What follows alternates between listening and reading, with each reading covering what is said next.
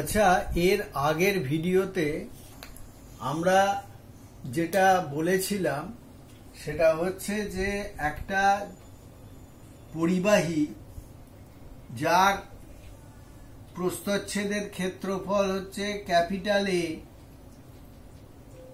দৈর্ঘ্য হচ্ছে এল এবং ই তড়িৎ ক্ষেত্রের প্রাবল্য প্রয়োগ করলে যদি পরিবাহীটির দুপ্রান্তের মধ্যে ভি বিভব পার্থক্য সৃষ্টি হয় তাহলে মুক্ত বা আলগা ইলেকট্রনগুলির তারা তড়িৎ ক্ষেত্রের প্রভাবে নিশ্চিতভাবেই নিম্ন বিভব থেকে উচ্চ বিভবের দিকে গতিশীল হবে এবং আমরা একটা তড়িৎ প্রবাহ পাব।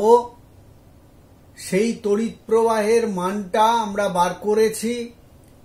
সেই সমীকরণটা পেয়েছিলাম এরকম: ভি সমান M L by N square tau capital A into I, যেখানে আই হচ্ছে তড়িৎ প্রবাহ, ভি হচ্ছে বিভব বৈষম্য, এম হচ্ছে একটি ইলেকট্রনের ভর, এন হচ্ছে একক আয়তনে ইলেকট্রনের সংখ্যা, ই হচ্ছে ইলেকট্রনের আধানের পরিমাণ একটি ইলেকট্রনের, টাও স্লথনকাল, আর ক্যাপিটালে এগুলো বলেছি। এখান থেকে আমরা যেটা পাই, আমরা এর আগে ওহম সূত্র পড়েছিলাম ভি সমান আর into I.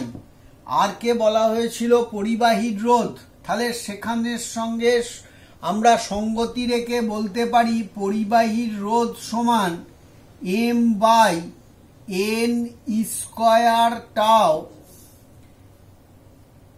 Into L by এ। তোমরা মনে করে দেখো যে আর সমান আমরা দশম শ্রেণীতে পড়েছিলাম রো ইন্টু এল বাই এ, যেখানে রোকে বলা হয়েছিল আপেক্ষিক রোধ বা রোধাঙ্ক।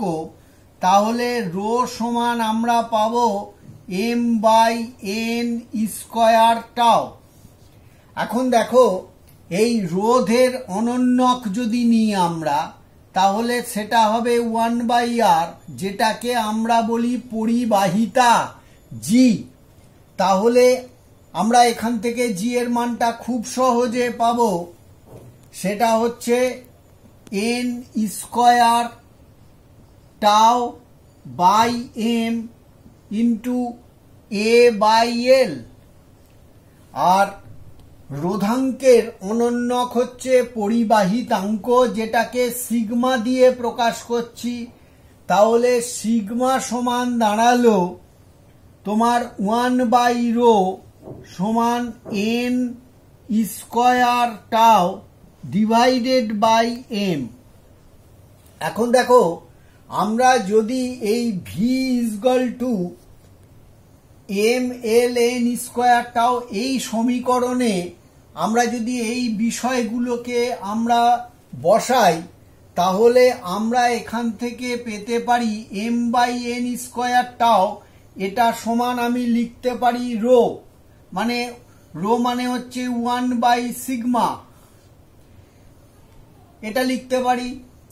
এখানে L by A into I. এখন দেখো, তাহলে আই বাই এ এটাকে বলা হয় কারেন্ট ডেনসিটি।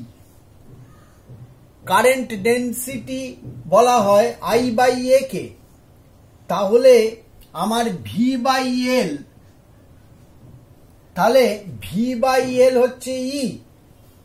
তাহলে আমরা এখান থেকে পাবো ভি বাই এল এর জায়গায় যদি ই বসাই, তাহলে আমরা পাচ্ছি যেটা V I by A equal to হচ্ছে কারেন্ট ডেনসিটি, যেটাকে আমরা কারেন্ট ডেনসিটি বলি। তাহলে I by A equal to পাচ্ছি V by L into sigma.